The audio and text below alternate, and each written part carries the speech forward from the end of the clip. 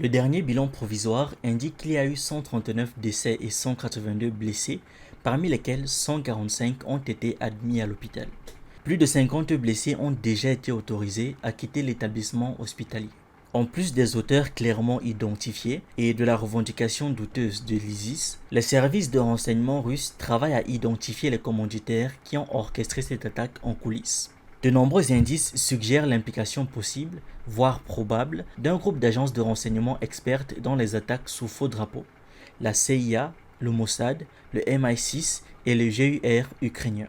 Et Koumelon en a parlé plus en détail dans une vidéo dont le lien est en description. Avant qu'on ne continue, pour les nouveaux sur cette chaîne, on parle de culture africaine, d'actualité, d'histoire et on fait des analyses. Aussi, notre équipe offre des services d'animation, de modélisation 2D, 3D et de montage vidéo. Au besoin, contactez-nous à ce numéro et il y a des informations complémentaires en description. Revenons au sujet. L'avenir et l'enquête révéleront, ou non, l'origine et les motivations réelles de cette attaque. Mais Vladimir Poutine semble déjà avoir ses propres convictions sur cette affaire. On dirait qu'il sait qui est responsable et pourquoi cette attaque a été menée. Il est aussi intéressant de noter l'engagement de plus en plus clair, virulent et belliciste de certains Sayanimes français, tels que BHL, Nicolas Tenzer, Alain Finkielkraut, Gabriel Attal et Raphaël Glucksmann, tête de liste du PS aux prochaines élections européennes. On peut se demander ce qui motive cette russophobie quasi unanime chez les Sayanimes à travers le monde. Peut-être est-ce lié à la position de Vladimir Poutine sur la question palestinienne, comme l'a suggéré Amir Whiteman dans son attaque contre la Russie. En résumé, le comportement très engagé des Sayanimes français manque manifestement de discrétion. Pour ceux qui ne savent pas, Sayanim désigne un agent dormant israélien, une sorte d'agent infiltré donc. La remarquable victoire de Vladimir Poutine lors des élections présidentielles russes confirme le soutien accordé au Kremlin pour poursuivre les opérations militaires en Ukraine. Parallèlement, les attaques sur le sol russe se sont intensifiées ces dernières semaines, contribuant ainsi à une détérioration graduelle de la situation stratégique à Kiev. En plus de viser les zones peuplées par des civils avec des attaques de missiles et de drones, les forces du corps des volontaires russes, RDK, pro-ukrainiennes, ont également essayé, sans succès, d'envahir et de consolider le territoire en direction de Belgorod. Ces attaques étaient planifiées pour coïncider avec les élections et avaient pour but de miner le moral des citoyens russes, en accentuant la pression sur le régime de Poutine et en envoyant le message que l'administration en place ne contrôle pas entièrement la situation. Tout cela était et reste prévisible. Ce qui demeure incertain cependant, c'est la réaction du monde occidental face aux perspectives de plus en plus sombres de l'effort de guerre ukrainien. Lors d'une réunion le 15 mars avec les plus hauts responsables des services de sécurité et de défense russes, Poutine a spécifiquement mentionné l'implication de mercenaires étrangers et de forces ukrainiennes soutenues par l'Occident dans les attaques contre Belgorod et Koursk. Dans ses premières déclarations nationales après sa réélection, le président russe a une fois de plus évoqué les troupes des pays de l'OTAN opérant en Ukraine et a mis en garde contre le risque d'une escalade vers une troisième guerre mondiale à grande échelle. Ces déclarations ont été faites quelques jours seulement après que Poutine ait déclaré dans une interview qu'il n'exclut pas la possibilité d'utiliser des armes nucléaires si certaines lignes rouges étaient franchies en Ukraine. Cependant, une rhétorique aussi inquiétante n'est guère surprenante en réponse aux récentes déclarations des dirigeants occidentaux. Plus particulièrement, le président français Emmanuel Macron a souligné de manière plus insistante la possibilité d'impliquer éventuellement des troupes étrangères en Ukraine, la qualifiant de possible, voire probable. Le ministre polonais des Affaires étrangères, Radek Sikorski, mari de la chroniqueuse de The Atlantic et éminente défenseur de l'ordre néolibéral Anne Applebaum, a exprimé son soutien aux déclarations de Macron et a réaffirmé l'évaluation de ce dernier, selon laquelle le déploiement éventuel de troupes de l'OTAN pourrait être nécessaire. Pendant ce temps, la campagne visant à sanctionner la Russie n'a pas conduit à son isolement international, mais a plutôt accéléré la reconfiguration géopolitique du monde non transatlantique.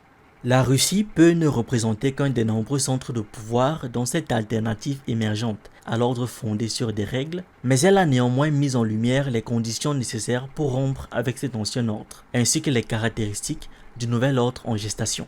D'un côté, l'économie russe a largement résisté aux sanctions massives qui lui ont été imposées. Cette résilience est en grande partie attribuable à sa capacité de production militaire considérable.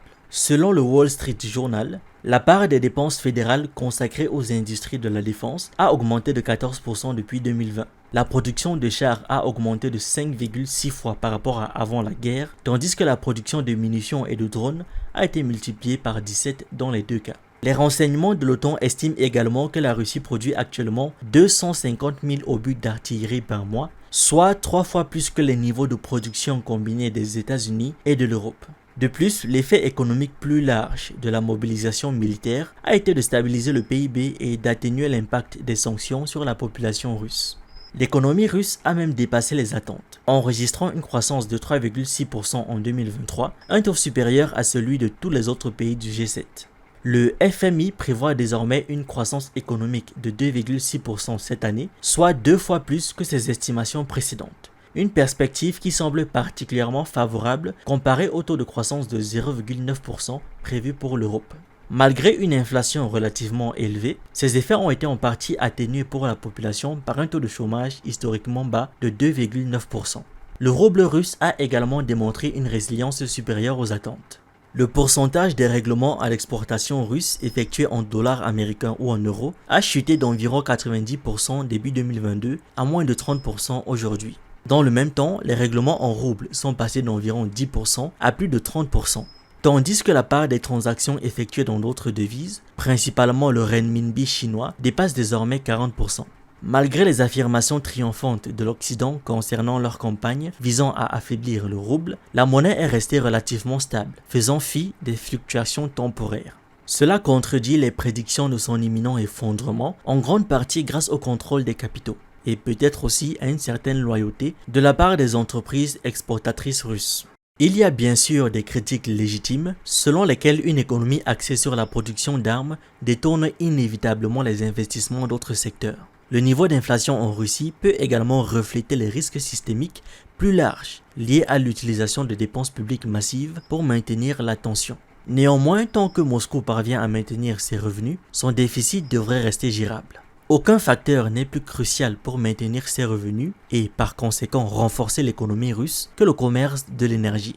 Parallèlement, aucun exemple n'illustre mieux le dédain de Moscou envers les mesures punitives occidentales que le contournement du plafond de prix fixé par Washington à 60 $. Mis en place au début de l'année 2023 dans le but de punir la Russie en réduisant ses revenus du commerce pétrolier, ce mécanisme impose que les navires russes transportant du pétrole recourent à l'assurance maritime et aux services financiers occidentaux. Comme prévu, l'application de la loi a été largement inefficace au début, même si les États-Unis ont depuis tenté de resserrer leur emprise. Par exemple, Washington s'est engagé à renforcer l'application des plafonds pétroliers à la fin de 2023 en imposant des sanctions à 2 pétroliers pour non-respect des réglementations en octobre dernier. Plus récemment, des expéditions de pétrole à destination de l'Inde ont été redirigées vers la Chine en raison des craintes de New Delhi quant à une application plus stricte des lois. Près d'un an après que les sanctions ont réellement commencé à avoir un impact, les expéditions maritimes de pétrole brut russe restent élevées. Malgré son budget massif et les importantes dépenses de défense mentionnées précédemment, le déficit actuel de Moscou demeure gérable et modeste, se situant entre 1 et 2%. Les énormes recettes des revenus pétroliers maintiendront certainement les finances de l'État soutenues dans un avenir prévisible. Bien que le prix du baril et de son mélange de brut Ural soit temporairement tombé en dessous de 60 $ à différents moments au cours de l'année écoulée, le prix moyen est resté au-dessus du plafond fixé. Et après avoir débuté 2024 autour de 60 $, le prix du baril se situe actuellement à près de 80 $. La politique entourant le commerce pétrolier démontre une fois de plus la position forte de la Russie dans l'économie internationale. Il est difficile de l'isoler. On peut anticiper une augmentation des revenus basée sur des prix au moins au cours des derniers mois, voire au-delà, alors que l'OPEP et ses partenaires mettront en œuvre des réductions coordonnées de la production de pétrole, faisant ainsi grimper les prix. Des réductions auront lieu au cours des prochains mois, la Russie optant pour une diminution de sa production plutôt que de ses exportations. Une des raisons de cette décision est que l'Ukraine et ses alliés occidentaux reconnaissent l'importance de l'indépendance et du pouvoir géopolitique que le commerce pétrolier confère à Moscou. Ils ont donc spécifiquement ciblé les installations de raffinage avec des frappes de drones et de missiles lors de leurs attaques sur le territoire russe. Les réductions de production pourraient ainsi fournir l'espace nécessaire pour effectuer les réparations. Bien sûr, l'Occident, dirigé par les États-Unis, continue d'exercer une influence considérable sur la scène mondiale, comme en témoigne le refus de l'Inde d'accepter des expéditions de pétrole brut russe sous une pression croissante. Cependant, la Russie reste en tête des importations de pétrole de l'Inde, notamment en raison des prix réduits depuis le début de la guerre en Ukraine. New Delhi a commencé l'année avec une augmentation de 41% des expéditions en provenance de Russie par rapport à l'année précédente. Il est peu probable que l'Inde abandonne définitivement Moscou à la demande de Washington, elle cherchera plutôt des moyens de contourner le régime de sanctions. L'Inde pourrait se tourner vers les États-Unis pour obtenir de l'aide dans son équilibre vis-à-vis de la Chine, mais les relations croissantes de la Russie avec les deux géants asiatiques lui ont donné un levier dans ses manœuvres géopolitiques.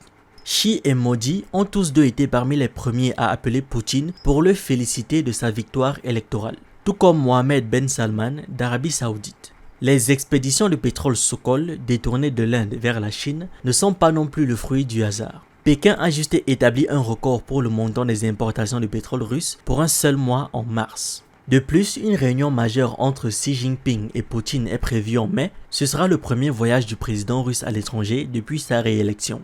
Poutine a réaffirmé que les deux dirigeants partagent une vision similaire de relations internationales, assurant que la coopération bilatérale entre les deux pays continuera de se développer dans les années à venir.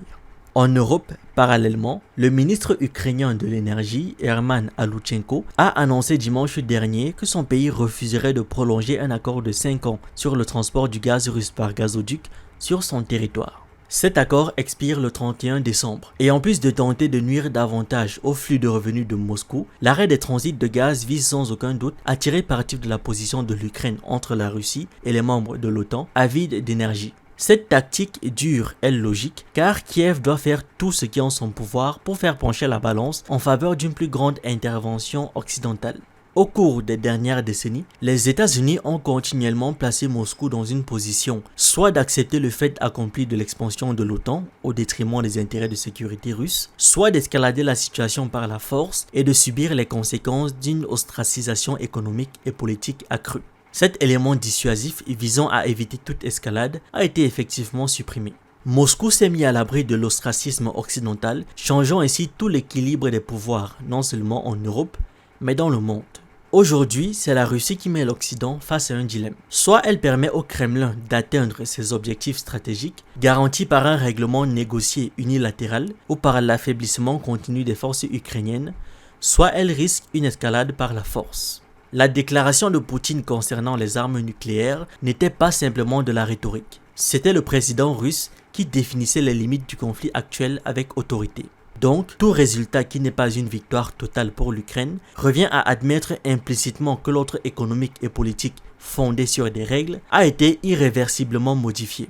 Même s'il avait posé les bases pertinentes, Poutine pourrait s'être trompé en concluant que les dirigeants occidentaux considéraient la guerre en Ukraine comme une simple question d'amélioration de leur position tactique. Alors que la probabilité de déploiement officiel de l'OTAN augmente chaque jour, le monde attend avec impatience de voir comment la situation évoluera. Pour les nouveaux, sur cette chaîne, on parle de culture africaine, d'histoire, d'actualité et on s'édifie sur un ensemble de choses qui nous permettent d'anticiper et d'être prêts à toute éventualité. Je vous encourage donc à regarder nos anciennes vidéos, on a plus de 400 thèmes déjà traités et si vous voulez plus de contenu, vous pouvez vous abonner à nos autres chaînes YouTube en fonction de vos centres d'intérêt. Sur Ekima, on parle d'économie et de sciences humaines. Sur Asani, on parle de jeux vidéo et de divertissement. Si ça vous intéresse, les liens sont en description.